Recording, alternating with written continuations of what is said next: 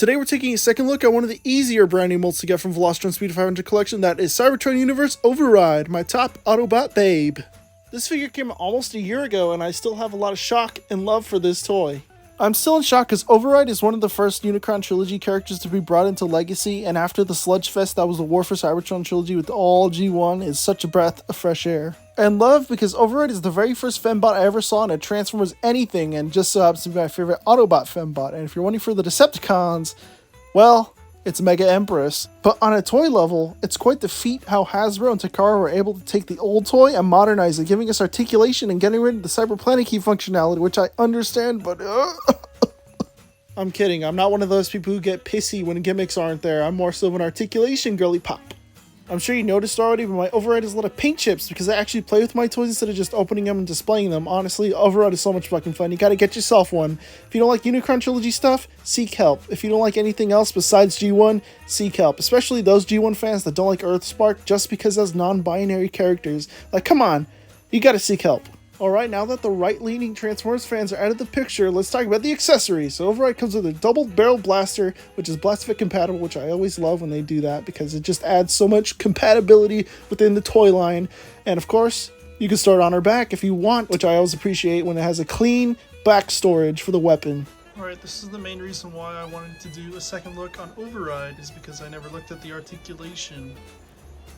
Also, the transformation fully in depth. Actually, I don't even remember if I ever went over the transformation because I haven't watched the Velocitron Part 1 video in a long time. So, shall we?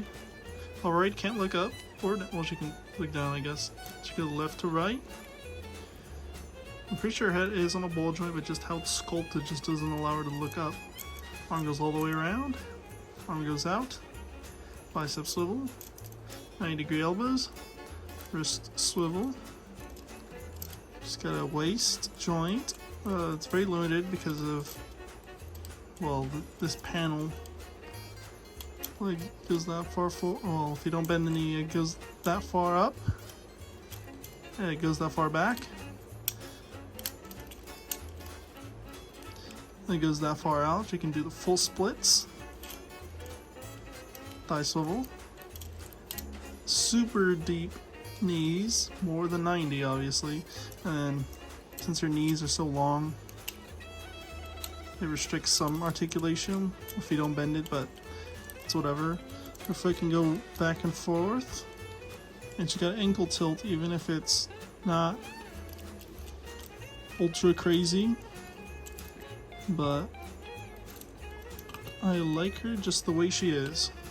Getting into comparisons, here's the see it from a mile away comparison of Galaxy Upgrade Optimus Prime, built as the Super Mode and as the base Robot Mode that I do in the Fan Mode version to look more like the original toy in the base mode. I guess also show models at the same time because the show models were the same as the toys. Up next, here's Override with the other Velocitron Speedia 500 collection figures that I own, and yes, that is Crasher. Last but not least, here's Override with some molds that were used for Velocitron, as in I don't own the Velocitron versions of these figures. Just Laser Prime doesn't count because I have Scourge. I really do appreciate both Override and Crasher being gender non-conforming, as in they don't follow the traditional feminine attributes, and there is a reason to that, but that doesn't matter right now because we got a couple of girlies on the screen.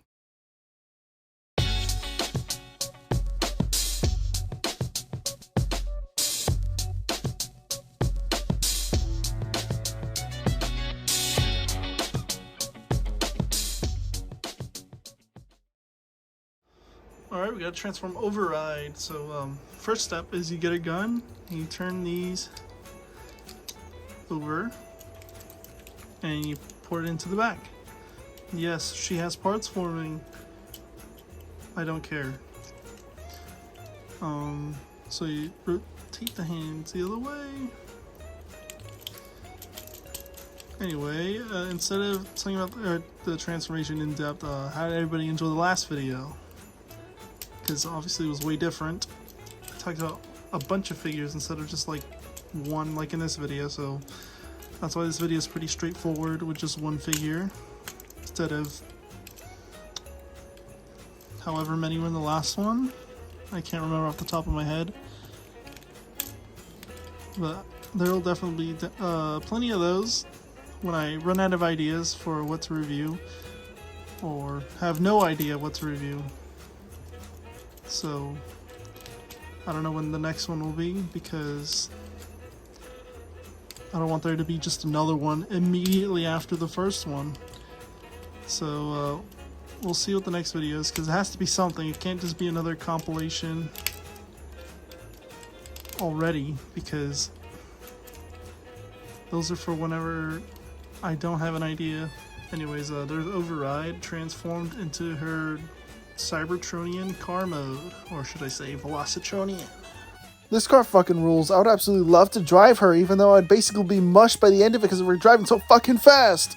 Even from the backside, the car mode's not that bad. And yes, I'm aware her hands are right there, but I'm not going to jump on my desk, rip my hair out, and take a shit on it just because of it. One of my favorite things about Override is that she can use the blast effect ports on her blaster, so technically she could join the Highway 35 world race.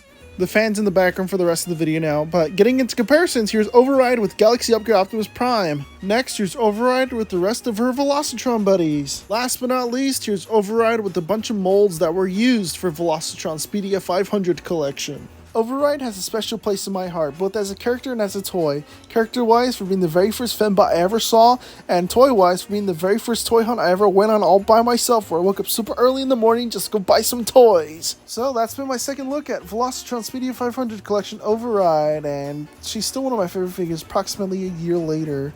I'm not going to fact check when exactly I got her, but I'm pretty sure it was August, but I didn't document what figures I got on what day last year like I have been for this year, so yeah, that's pretty much that for Override. Will I do second looks at the other figures from Velocitron? Probably not, because I think their videos are pretty clear. Well, especially Blur's part of his video was pretty clear in my opinion.